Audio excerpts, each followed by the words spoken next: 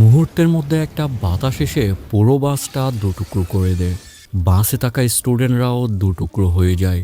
আর সেখান থেকে বেঁচে ফিরে একজন। কি হয়েছে তাদের সাথে সব কিছু জানবো আজকের ভিডিওতে। গল্পের শুরুতে আমরা রাস্তায় চলতে থাকা দুটি বাস দেখতে পাই। বাস দুটিতে অনেকগুলা মেয়ে স্টুডেন্ট ছিল, যারা সবাই তাদের ক্লাসে যাচ্ছিল। তাদের মধ্যে একজনের নাম ছিল মিৎসুকু।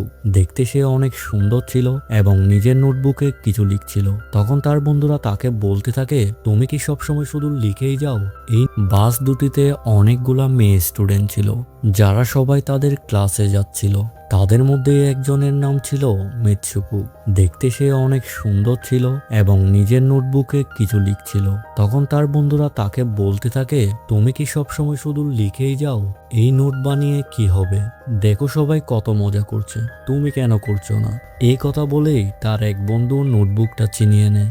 আর সেই সময় মিৎসুকুর কলমটা নিচে পড়ে যায়। সে কলমটা তুলতে নিচু হতে হঠাৎ আমরা দেখি ভয়ঙ্কর গতিতে কিছু একটা এসে পুরো বাস দুটিকে মাঝখান থেকে কেটে ফেলে। মুহূর্তের মধ্যেই সব মেয়েরা দুই টুকরো হয়ে মারা যায়। মিৎসুকু যখন আবার মাথা তুলে তাকায়, তখন চারপাশের দৃশ্য দেখে সে একদম হতবাক হয়ে যায়। কারণ পুরো বাসের মধ্যে সেই বেঁচে ছিল। আর বেঁচে যাওয়ার একমাত্র কারণ ছিল সে তখন নিচু হয়ে কলমটা তুলছিল। সে ভয়ে কাঁপতে কাঁপতে বাস থেকে নেমে দৌড়াতে শুরু করে। তখন জানা যায় সবাইকে কেটে ফেলা জিনিসটা আসলে কোনো অস্ত্র নয়, বরং এটা এক অদৃশ্য ভয়ঙ্কর বাতাস। সেই বাতাসটা এবার মিৎসুকুর পিছনে। মিৎসুকু প্রাণপণে দৌড়াতে থাকে। দৌড়ানোর সময় সামনে সে আরো 4জন মেয়েকে দেখতে পায়। সে চিৎকার করে তাদের নিচু হতে বলে, কিন্তু ততক্ষণে অনেক দেরি হয়ে যায়। সেই বাতাস তাদেরও মাঝখান থেকে কেটে ফেলে। তবে তাদের মধ্যে একজনকে মিৎসুকু বাঁচিয়ে ফেলছিল। কিন্তু ঠিক তখনই কিছু সাইকেল চালানো মেয়ে সেখানে আসে। মিৎসুকু তাদেরও সতর্ক করার চেষ্টা করে, কিন্তু সেই অদৃশ্য বাতাস তাদেরকেও মেরে ফেলে। আর সেই সময় সেই বেঁচে যাওয়া মেয়েটিও মারা যায়। এখন মিৎসুকু পুরোপুরি ভেঙে পড়ে এবং চারদিকে দৌড়াতে থাকে। পরে সে একটা নদীর কাছে পৌঁছায়। সেখানে গিয়ে সে দেখে নদীর মধ্যে অসংখ্য মৃতদেহ ভাসছে, যাদের সবাইকে সেই বাতাস কেটে ফেলেছিল। সেখানে একটা মৃতদেহর কাপড় নিয়ে সে নিজের পোশাক বদলে ফেলে। এরপর আমরা দেখি হাঁটতে হাঁটতে মিৎসুকু একটি স্কুলে পৌঁছে যায়। সেখানে অনেক মেয়ে স্টুডেন্ট ছিল, কিন্তু তাদের ইউনিফর্ম ছিল সম্পূর্ণ আলাদা। অর্থাৎ এটা তার নিজের স্কুল ছিল না। ঠিক তখনই একটা মেয়ে তার কাছে এসে জিজ্ঞেস করে, তুমি কেমন আছো? আসলে মেয়েটা ছিল তার বেস্ট ফ্রেন্ড। কিন্তু মিৎসুকু অবাক হয়ে তাকে জিজ্ঞেস করে, তুমি কি সত্যিই আমার বেস্ট ফ্রেন্ড? কারণ সে কিছুই বুঝতে পারছিল না আসলেই তার সাথে কি হচ্ছিল। এখানে আমরা বুঝতে পারি মিৎসুকু আর তার বেস্ট ফ্রেন্ড একে অপরকে খুব ভালোবাসতো। ঠিক তখনই বাইরে জোরে বাতাস বইতে শুরু করে। বাতাস দেখে মিৎসুকু ভয়ে দৌড়ে বিল্ডিং এর ভিতর চলে যায়। তার বন্ধু কিছুই বুঝতে না পেরে জিজ্ঞেস করে, তুমি এত ভয় পাচ্ছ কেন? কি হয়েছে তোমার? তখন মিৎসুকু সব খুলে বলে, কিভাবে হঠাৎ একটা বাতাস এসে তার স্কুলের সব স্টুডেন্টকে কেটে ফেলেছিল। এই কথা শুনে তার বন্ধু তাকে জানালার পাশে নিয়ে যায় এবং তার হাতটা বাইরে বের করে বলে, দেখো এটা শুধু বাতাস আর কিছুই না। এতে মিৎসুকুর একটু শান্তি লাগে। সে ভাবতে শুরু করে হয়তো এগুলা সব তার দুঃস্বপ্ন। এরপর তার বেস্ট ফ্রেন্ড আরো 2 বান্ধবীকে নিয়ে ক্লাস ফাঁকি দেওয়ার প্ল্যান করে, কিন্তু তারা বের হতে গেলেই টিচার তাদের দেখে ফেলে। তখন 4জনই দৌড়ে পালিয়ে যায় এবং একটি লেকের কাছে পৌঁছে। সেখানে তার বন্ধু অন্যদের মিৎসুকুর স্বপ্নের কথা বলে। তখন এক মেয়ে বলে, হয়তো এটি সত্য, হয়তো একটা মিরর ওয়ার্ল্ড আছে যেখানে সবকিছু এই দুনিয়ার উল্টো। এই কথা বলেই সে পানিতে একটা পাথর ছুঁড়ে মারে। মেয়েটি বলে, দেখো আমি এখানে পাথর ফেলেছি, কিন্তু অন্য দুনিয়ায় হয়তো ফেলিনি। ঠিক তখনই হঠাৎ পানির ভেতর থেকে একটা কুমির বের হয়ে আসে এবং একটি মেয়েকে খেয়ে ফেলে। এরপর সেই মেয়েটি বলে, দেখলে এই দুনিয়ায় যা হয় অন্য দুনিয়ায় তা নাও হতে পারে। অদ্ভুতভাবে যাকে কুমির খেয়েছিল সে আবার একদম ঠিকঠাক ছিল। লেকের পাশে একটি ব্যাট পড়েছিল। 4জনই সেই ব্যাটের বালিশ নিয়ে খেলতে থাকে। তখন দূর থেকে 2টা মেয়ে তাদের দেখছিল। তাদের একজন ছিল ব্রাইট সাজে, কারণ তারা দুজন একে অপরকে বিয়ে করছিল। তাদের একজন বলে, আমাদের এমন কিছু করতে হবে যা অন্য দুনিয়ায় অসম্ভব, তাহলে ভাগ্য বদলানো যাবে।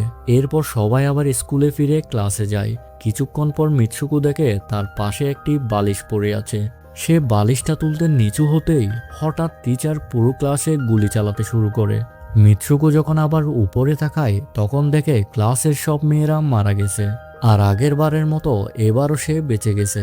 টিচার তার কাছে এসে বলে, ক্লাস বন্ধ করার সাহস তোমার কিভাবে হলো? তোমারও মরতে হবে। ঠিক তখন ওই দুটি মেয়ে এসে তাকে বাঁচানোর চেষ্টা করে, কিন্তু আরেকজন টিচার এসে তাদেরকেও মেরে ফেলে। যারা বেঁচে ছিল তারা সবাই পালাতে শুরু করে, কিন্তু স্কুলের সব টিচার তাদের উপর গুলি চালাতে থাকে। এরপর বাইরে আসতেই সেই ভয়ঙ্কর বাতাস আবার সবাইকে কেটে ফেলে। এবারও মিৎসুকো একা বেঁচে যায়। সে ভয়ে পালাতে পালাতে একটি পুলিশ স্টেশনে যায় এবং সব ঘটনা খুলে বলে। তখন এক মহিলা পুলিশ তাকে বলে, তোমার সব কথা ঠিক আছে, কিন্তু তুমি তো স্কুল ড্রেস পরে নেই। এরপর যখন তাকে আয়না দেখানো হয়, মিৎসুকো অবাক হয়ে দেখে সে পুরো বদলে গেছে। মানুষ তাকে মিৎসুকো নয়, অন্য নামে ডাকছে। এখানে জানা যায় তার বিয়ে হতে যাচ্ছে। পুলিশ অফিসার তাকে বিয়ের অনুষ্ঠানে নিয়ে যায়। সেখানে সবাই তাকে অভিনন্দন জানাচ্ছিল। চার্চে পৌঁছে সে আবার তার বেস্ট ফ্রেন্ডকে দেখতে পায়। মিৎসুকো জিজ্ঞেস করে, আমার সাথে এসব কি হচ্ছে? তখন তার বন্ধু বলে, চুপ থাকো, আমরা কারো কন্ট্রোলে আছি, আমি যা বলি তাই করো। এরপর সে মিৎসুকোকে বিয়ের পোশাক পরিয়ে দেয়। কিন্তু মিৎসুকো যখন বিয়ের মঞ্চে যায় তখন সবাই তাকে নিয়ে হাসাহাসি করতে থাকে। এটা দেখে তার বেস্ট ফ্রেন্ড একে একে সবাইকে মেরে ফেলতে শুরু করে। এরপর মিৎসুকো সামনে এগিয়ে গিয়ে দেখে বরের জায়গায় একটি কফিন রাখা। কফিন খুলতেই সেখান থেকে একটা বিশাল শূকর বের হয়। ভয়ে মিৎসুকো একটি ভাঙা বোতল দিয়ে সেটার উপর আক্রমণ করে। এরপর সে আর তার বন্ধু চার্চ থেকে পালিয়ে যায়। পরে সে আবার আয়নায় নিজেকে দেখে। সে বুঝতে পারে সে আবার বদলে গেছে। এবার সে একটা রেসিং ট্র্যাকে ছিল। সেখানে কিছু মেয়ে এসে বলে, তুমি তো দারুণ রানার, তাহলে দাঁড়িয়ে আছো কেন? দৌড়াতে শুরু করতেই মিৎসুকো নিজের মধ্যে অদ্ভুত একটা শক্তি অনুভব করে। দৌড়ানোর সময় সে তার মৃত বন্ধুদেরও দেখতে পায়। ঠিক তখনই তার বেস্ট ফ্রেন্ড আবার হাজির হয়। তারা দুজন দেখতে পায় সেই শূকর আর কিছু মহিলা তাদের দিকে এগিয়ে আসছে। পালানোর সময় কিছু মেয়ে মিৎসুকোকে বলে, এই দুনিয়া থেকে বের হয়ে যাও। এরপর মিৎসুকো একটি অন্ধকার জায়গায় পৌঁছে।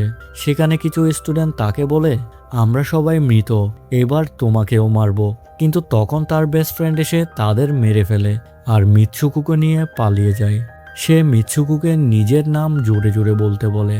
মিৎসুকো নিজের নাম বলতেই সে আবার নিজের আসল রূপে ফিরে আসে। এরপর তার বেস্ট ফ্রেন্ড নিজের হাতে লাগানো একটি তার দেখিয়ে বলে, প্লিজ এটা টেনে বের করো, তাহলে আমি এই দুনিয়া থেকে মুক্তি পাবো। মিৎসুকো অনেক ভয় পাচ্ছিল, কারণ সে তার বন্ধুকে অনেক ভালোবাসতো। কিন্তু বন্ধুর জোরাজুরিতে শেষ পর্যন্ত সে তারগুলা টেনে বের করে। তার বের করতে তার বন্ধুর শরীর দুই টুকরো হয়ে যায়। ঠিক তখনই একটি দরজা দেখা যায়। দরজা পেরিয়ে মিৎসুকো দেখে সে এখন পুরুষদের দুনিয়ায় চলে এসেছে। সেখানে তার পোস্টার লাগানো ছিল এবং কিছু ছেলে সেটা দেখছিল। একজন ছেলে এসে তাকে বলে, তুমি ভবিষ্যতে এসে পড়েছ। এই কথা শুনে সে অজ্ঞান হয়ে যায়। জ্ঞান ফেরার পর সে সামনে গিয়ে দেখে এক বুড়ো লোক গেম খেলছে, আর সেই গেমের চরিত্র ছিল মিৎসুকো নিজেই। বুড়ো লোকটি বলে, এই গেম আমি বানিয়েছি, তোমাদের সবাইকে আমি কন্ট্রোল করি, তোমরা অনেক আগে মারা গিয়েছিলে, আমি শুধু তোমাদের ডিএনএ দিয়ে আবার তৈরি করেছি। এই কথা শুনে মিৎসুকো বুঝতে পারে সে আসলে একটি গেমের ভিতর আটকে আছে। তখনই তার বন্ধুর বলা কথা তার মনে পড়ে, যদি এমন কিছু করো যা অন্য দুনিয়ায় অসম্ভব, তাহলে তুমি এই গেম থেকে বের হতে পারবে। এরপর মিৎসুকো সেই লোকটার গলা চেপে ধরে এবং বলে, আমাদের নিয়ে খেলা বন্ধ করো। এরপর সে বুড়ো লোকটার লাঠি নিয়ে নিজের পেটে ঢুকিয়ে দেয়, ফলে সে মারা যায়। বুড়ো লোকটি কখনোই ভাবতে পারেনি মিৎসুকো এমন কিছু করবে। এভাবে তার ভাগ্য পুরো বদলে যায়। গেমের ভেতরে সে মারা গেলেও বাস্তব জগতে সে এখনো বেঁচে ছিল।